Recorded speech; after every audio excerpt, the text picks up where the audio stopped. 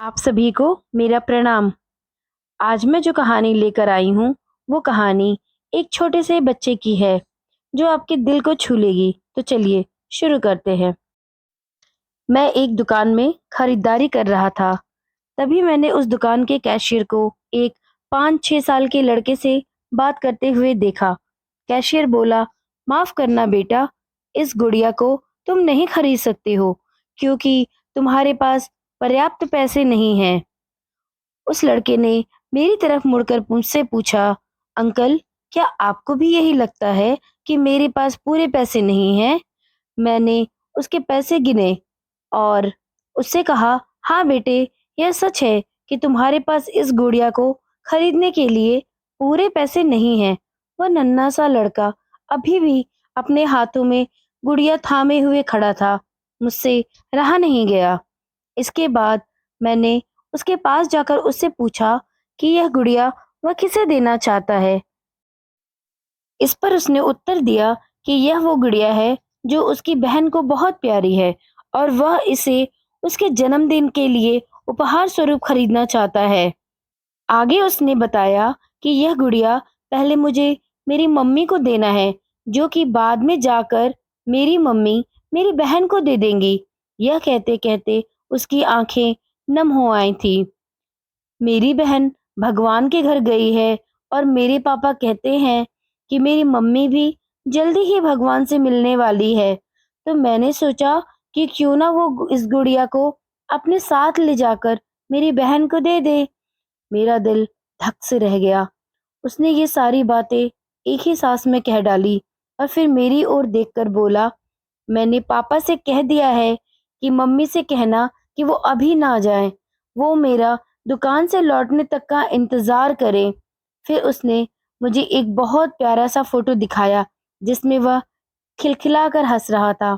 इसके बाद उसने मुझसे कहा, अंकल, मैं चाहता हूँ कि मेरी मम्मी मेरा यह फोटो भी अपने साथ लेकर जाए, ताकि मेरी बहन मुझे भूल नहीं पाए। मैं अपनी मम्मी से बहुत प्यार करता हूँ और मुझे लगता है कि वो मुझे ऐसे छोड़कर जाने के लिए राजी नहीं होंगी। पर पापा कहते हैं कि उन्हें मेरी छोटी बहन के साथ रहने के लिए जाना ही पड़ेगा। इसके बाद फिर से उसने उस गुड़िया को गमगीन आंखों से बड़ी ही खामोशी से देखा। मेरा हाथ जल्दी से अपने बटुए तक पहुंच गया और मैंने उससे कहा, चलो एक बार और गिनकर देखते हैं कि तुम्हारे पास उस गुड़िया को खरीदने के लिए पर्याप्त पैसे हैं या नहीं। उसने मुस्कुराते हुए कहा, ठीक है अंकल, पर मुझे लगता है कि मेरे पास पूरे पैसे होंगे। इसके बाद मैंने उससे नजरें बचाकर कुछ पैसे अपनी तरफ से उसमें जोड़ दिए और फिर हमने उसे गिनना शुरू किया। ये पैसे केवल उसकी गुड़िया के लिए ही काफी नहीं थे, बल्कि कुछ पैसे अतिरिक्त भी बच गए। उस नन्हे से लड़के ने कहा, भगवान का बहुत बहुत शुक्रिया मुझे इतने सारे पैसे देने के लिए। फिर उसने मेरी ओर देखकर कहा कि अंकल, मैंने कल रात सोने से पहले भगवान से प्रेयर की थी कि मुझे इस गुड़िया को खरीदने के लिए पैसे दे देना, ताकि मम्मी इसे मेरी बहन को दे सके। और भगवान ने मेरी बात सुन ली। इसके अलावा मुझे मम्मी के लिए एक सफेद गुलाब खरीदने के लिए भी पैसे चाहिए थे, पर मैं भगवान से इतने ज्यादा पैसे मांगने की हिम्मत नहीं कर पाया था। पर देखो ना, भगवान ने तो मुझे इतने ज्यादा पैसे दे दिए कि अब मैं गुड़िया के साथ साथ एक सफेद गुलाब भी खरीद सकता हूँ। मेरी मम्मी को सफेद गुलाब बहुत पसंद है। फिर हम वहां से निकल गए। मैं अपने दिमाग से उस छोटे से लड़के को निकाल ही नहीं पा रहा था। फिर मुझे 2 दिन पहले स्थानीय समाचार पत्र में छपी एक घटना याद आ गई, जिसमें एक शराबी ट्रक ड्राइवर के बारे में लिखा था, जिसने नशे की हालत में मोबाइल फोन पर बात करते हुए एक कार चालक महिला की कार को टक्कर मार दी थी, जिसमें उसकी 3 साल की बेटी की घटनास्थल पर ही मौत हो गई थी और वह महिला कोमा में चली गई थी।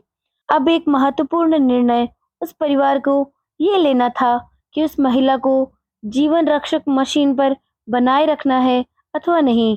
क्योंकि वह कोमा से बाहर आकर स्वस्थ रहने की स्थिति में नहीं थी। क्या वह परिवार इस छोटे से लड़के का ही था? मेरा रोम रोम कांप उठा।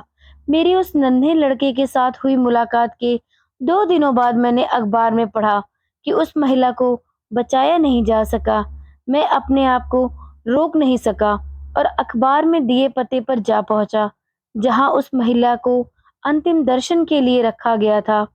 वह महिला श्वेत धवल कपड़ों में थी, अपने हाथ में एक सफेद गुलाब और उस छोटे से लड़के का वही फोटो लिए हुए, और उसके सीने पर रखी हुई थी वही गुड़िया। मेरी आंखें नम हो गई। मैं नम आंखें लेकर वहां से लौट आया। उस नन्हे से लड़के का अपनी माँ और उसकी बहन के लिए जो प्यार था, वह शब्दों में बयां कर पाना मुश्किल है। और ऐसे में एक शराबी चालक ने अपनी घोर लापरवाही से क्षण भर में ही उस लड़के से उसका सब कुछ छीन लिया। यूं तो ये कहानी यहीं पर समाप्त हो जाती है, पर इस कहानी के माध्यम से मैं आप सबसे सिर्फ एक ही बात कहना चाहती हूँ कि कृपया कभी भी शराब पीकर या मोबाइल पर बात करते हुए कोई भी वाहन ना चलाएं। फिर मिलते हैं एक और नई कहानी के साथ। धन्यवाद।